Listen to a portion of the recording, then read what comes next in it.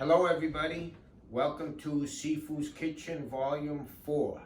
Before I get into the cooking, got a little info on the coronavirus.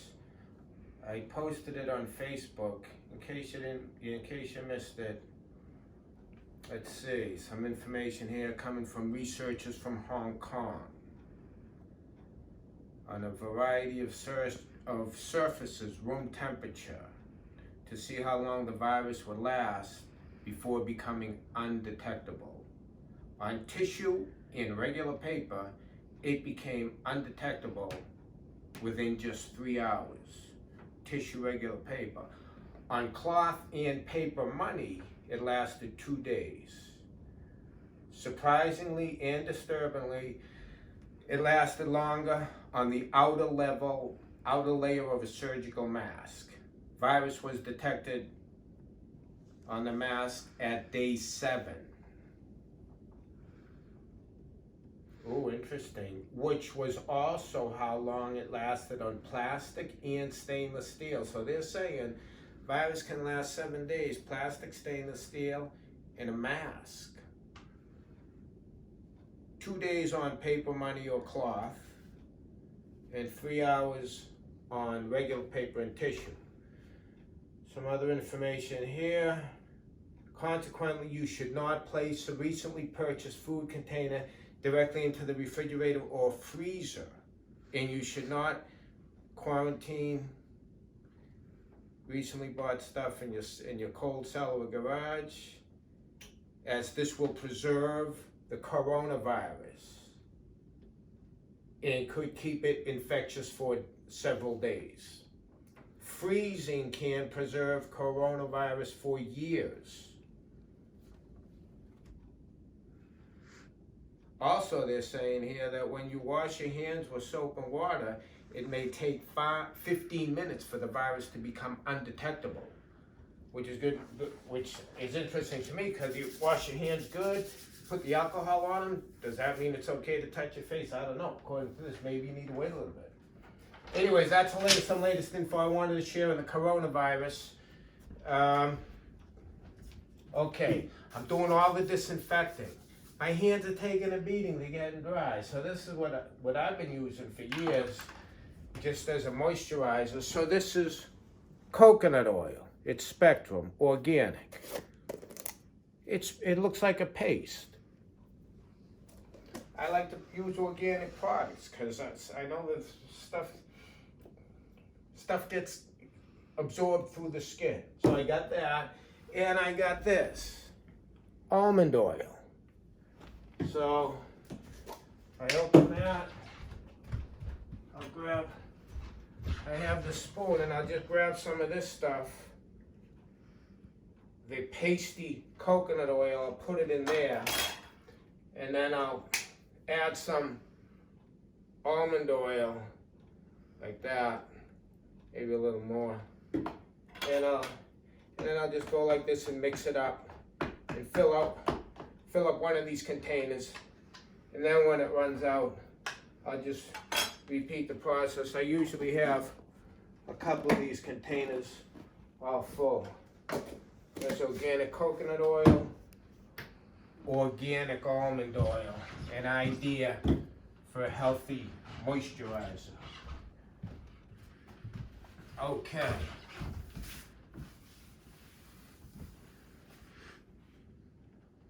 By the way, today's April 13th, the day after Easter. Okay, what do we have here?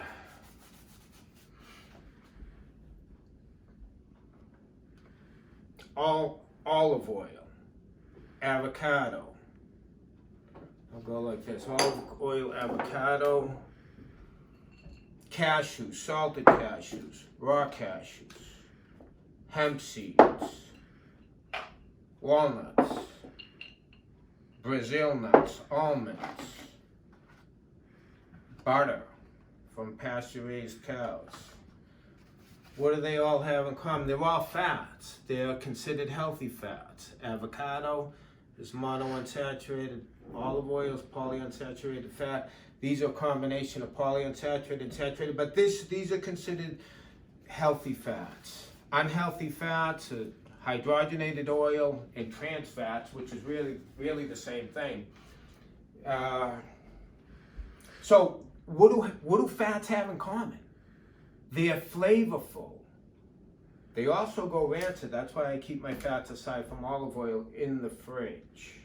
Yeah, they're flavorful. So cooking, I've never followed recipes.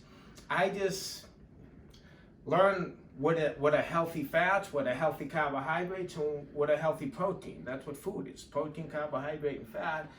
And then how can I flavor them in a healthy way? So I use fats for flavoring.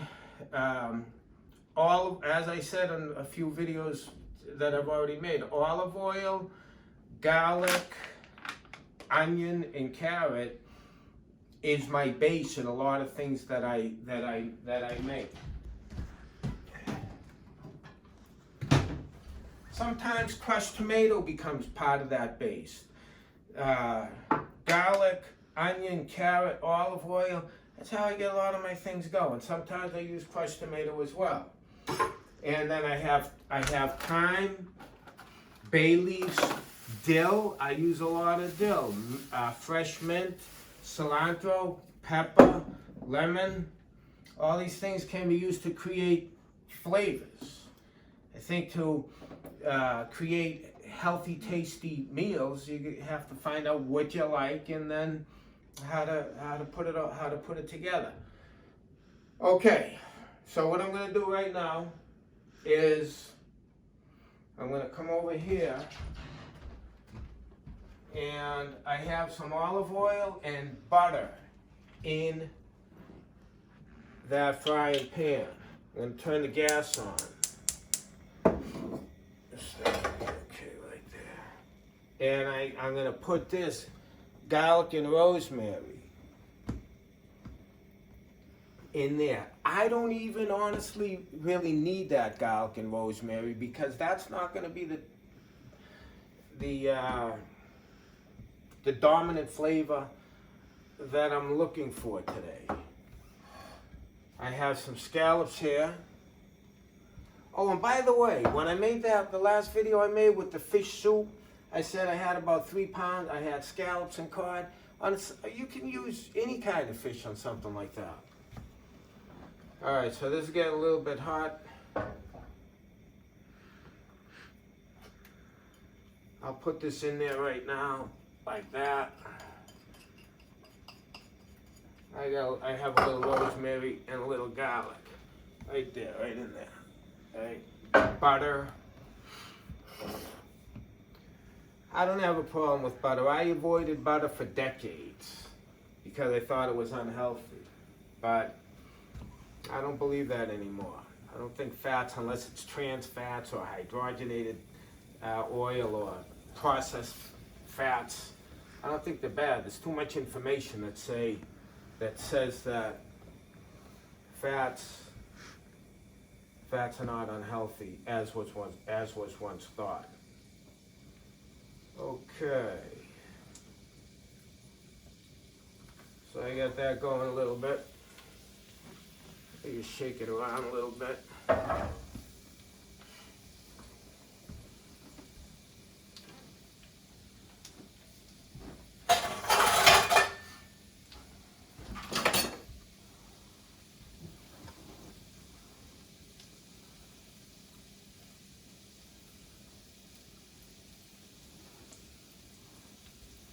And I'm going to put this onion and carrot in there.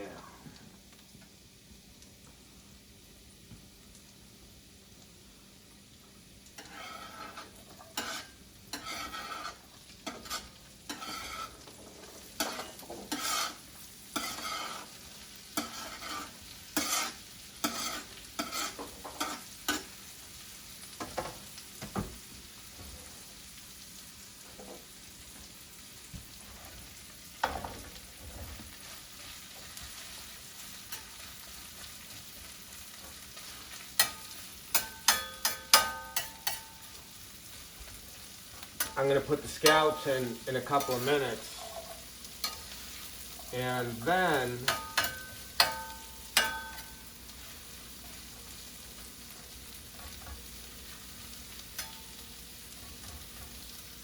Chris, can you walk backwards over there? And I'm gonna follow you.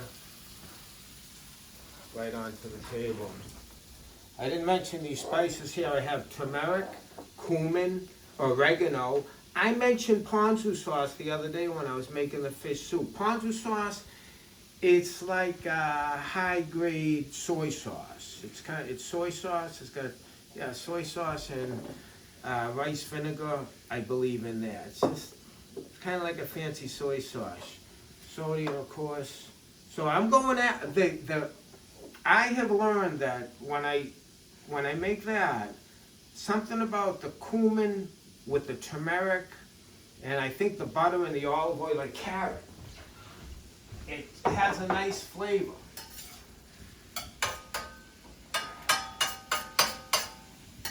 Just go like that, stir this up a little bit.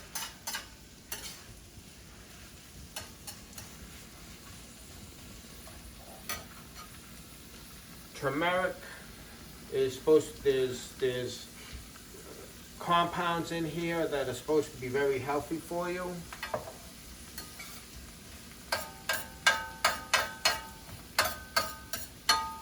Turmeric is in the ginger family. It's a root, actually.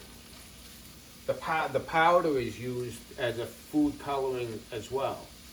I've seen turmeric in the ingredients of Fruit Loops. That cereal, it's been around for a long time. So I just go like this. Yeah, I can smell the rosemary and the garlic. It's a nice addition, unless you don't like rosemary or garlic. Then I go like this.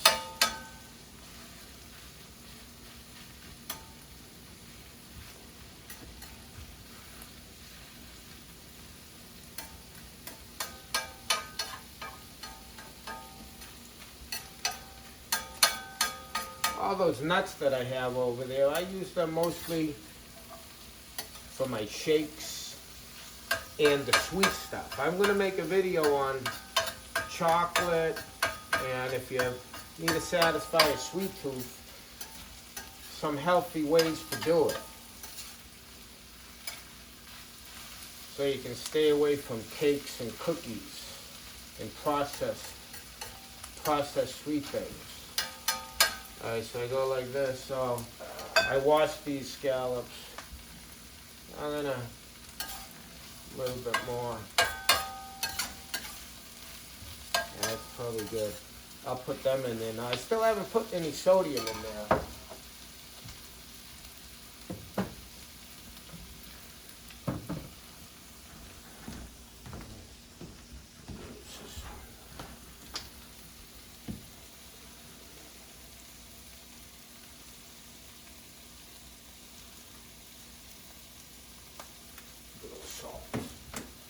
I'll throw the scallops in there. You could do this with any fish. You could do it with chicken. If you're a vegetarian, you don't need to put anything in there. Now you just go like that. I like to have the heat on a decent temperature when I'm cooking scallops. I think they come out better if they're put into a hot pan. And I go like this. Here's the turmeric. Chris, can you see that? That's a decent amount of turmeric. And here's the cumin. There's a decent amount of cumin. I always double check just to make the cumin, make sure it's not cinnamon. Okay, there. Like that.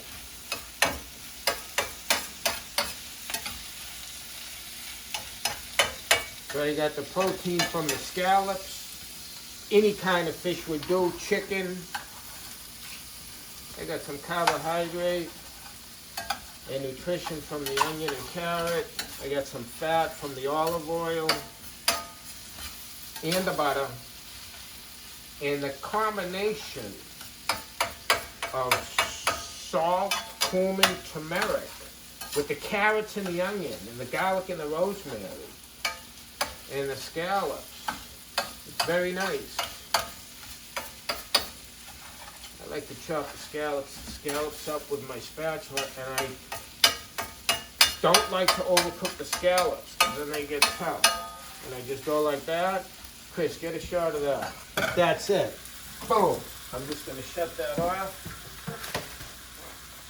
And cover it like this. Ooh, that's a tasty meal right there. I'll have that with a piece of toast. Maybe. Okay. Okay, guys. Sifu's Kitchen, Volume 4, complete. Thank you for watching.